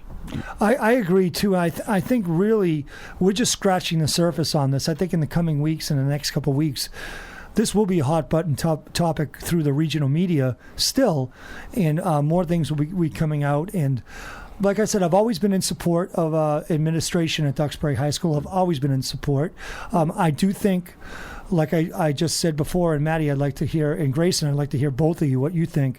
I definitely think at a high school level, the administration has to be far more assertive than they do at the college level. Because they basically have to right a ship with how many students are in that school? Probably 1,200? Or 1,000 or 1,200? About 1,000. Yeah. So, I mean, I think they certainly need to, take the bull by the horns a lot of the time. Maybe not to this drastic nature, but they certainly have to show some leadership. Any opinions? I do agree that when you said high school and college is a very different dynamic. Here there's much more freedom, and you're right that there has to be some reins on a public school, especially since education is the law and certain standards have to be passed to be in accordance with that stuff. But the extreme that this situation has been taken to, I think, is unacceptable at any level. Right, and I would think that, and it may have still gone on years ago, but I think the rise of social media and having instant access, as soon as it happened, that story's online, and so many more people are getting access to it. That raises the fears and the concerns in the administration's mind. They've got to act more quickly. They've got to take steps, because now this has become an issue much more quickly than it would have, let's say, when I was in high school back in the day, but case in point, before the internet. Which isn't, of course, excusing their behavior, but the fear of litigation is only enhanced by our access to the immediate gratification we get through social media. Yeah, I think that social media has been such a great platform, I think, for the kids, and such a scary platform for the other side of the equation, we'll say. Right. But I think my comment on the administration and high school kids definitely do need a little more support and guidance than college kids do. I mean, it's just the understood environment that you're in. In college you're on your own. In high school you're learning how to do it. But my comment on the authoritativeness of a high school administration, and I'm not an administrator. I don't have any experience with that. But there's a difference between, building a wall and building a step. And if you're going to just say no, don't, can't, all that's going to do for high school kids is build a wall, and it's not going to give them any incentive to think creatively and to figure out, a compromise. And if you say, well, that's not going to work, but can we come up with another way? Or I like where you're going with this, not with, but that might be detrimental because X, Y, Z. What's going to be more beneficial for the student? And I think that is the position we're in now, is figuring out what is beneficial for both the administration and the students, and there's just no give and take. It's tough, too, when administration or superintendents levy down a consequence or a punishment to a teacher or a firing or something. Sometimes it's very hard to turn that around and reinstate that person. I very rarely have ever seen it, right, wrong, or indifferent. It's very hard to go back because that also opens you up to litigation and lawsuits. So they are walking a very very thin line, a tightrope here. And I certainly understand it and can I won't say appreciate it, but understand that. And I'm sure, maybe like you had alluded to, Maddie, there's somebody on the higher up level, people we don't even know that are pulling some strings as far as where the administration goes with this. Yeah, I think a really big point that has been missed is that, these are kids, and this is something that they're dealing with too. And, where's the support for them? Where's the support to help them think through this and, form opinions and not just say, you can't talk about it, so we're not going to talk about it, or else. Like, you need to put systems and, different procedures in place to help these kids work through it. If you don't want someone to rebel, you've got to help them work through whatever it is they're working. You can't just put them out on their own and say, figure it out, but don't talk. I couldn't agree more, Maddie. Speaking out with that takes guts, and it to be supported by these schools, like whether they agree with it or not. Because how else are they going to make changes in this world? Well, it's funny, guys, because I've got several emails since we've been on the radio and calls, but we're going to. There was a Susan Clark who wrote something, which I'm not sure if you. That's my mother. Oh, it is, okay. Yeah. And at least 4 or 5 other emails. Susan and John actually wrote quite a bit. Yes, so they did. Yeah, and a Reader's Digest would not do it service, but we will be tracking this. We will be going over it. We'll be talking about it in the next coming weeks when we'd like to get both sides of the story a little bit more to make it more fair, because we certainly just want to be fair to everybody involved.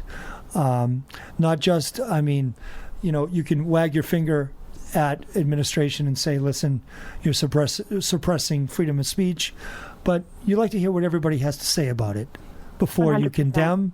And I'm sure you believe in what I'm saying.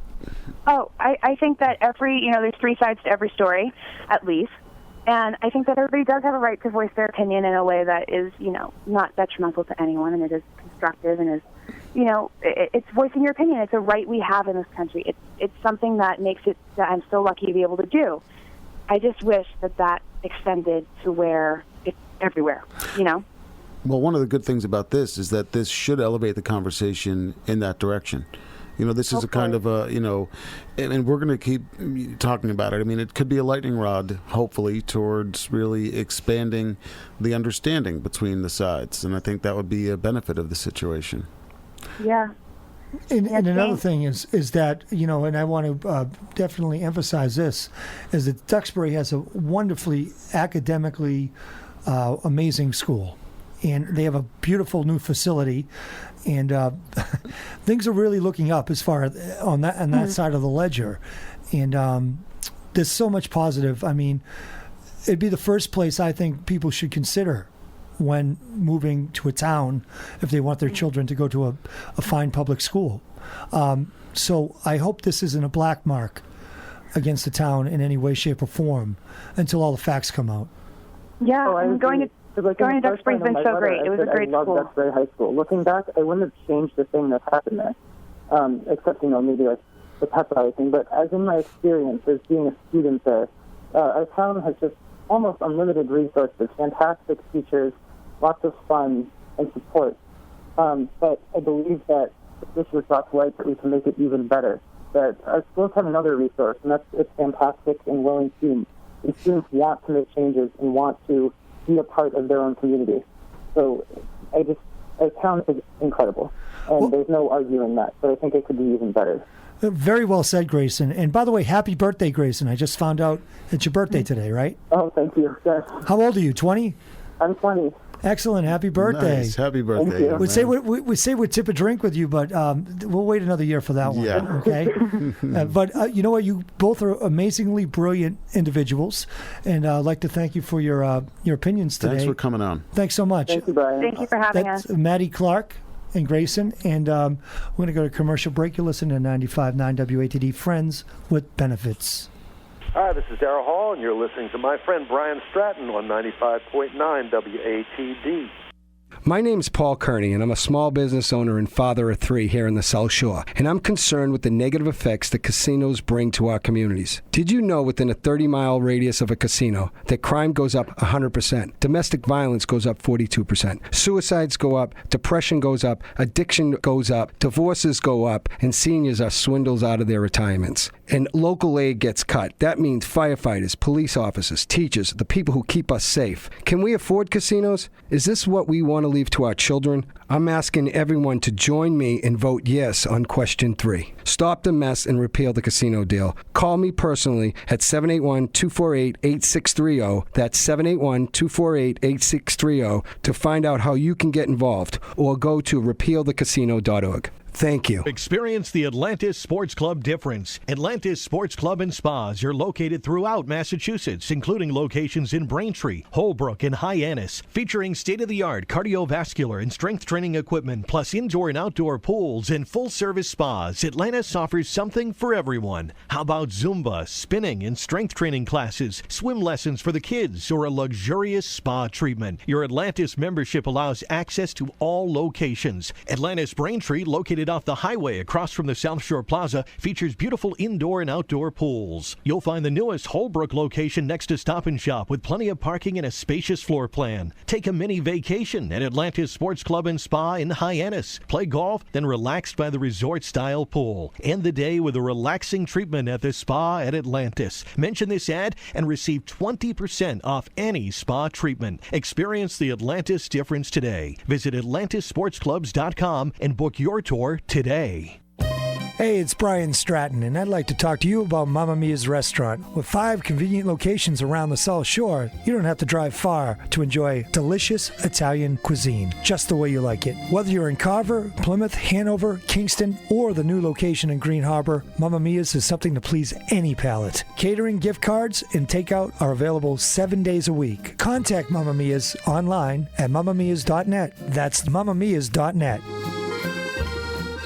The law office of Philip M. Markella is a full-service law firm with a focus on family and divorce law. When your marriage dissolves, Phil's office will help you navigate those often rough waters. They'll represent your interests with respect and compassion. The law office of Philip M. Markella also assists with estate planning, real estate transactions, and adoptions. Get in touch with the law office of Philip M. Markella, 19 Depot Street, Duxbury. Their telephone number, 781-934-7977, 781-934-7977, and on the web at markellalaw.com. That's MARKELLA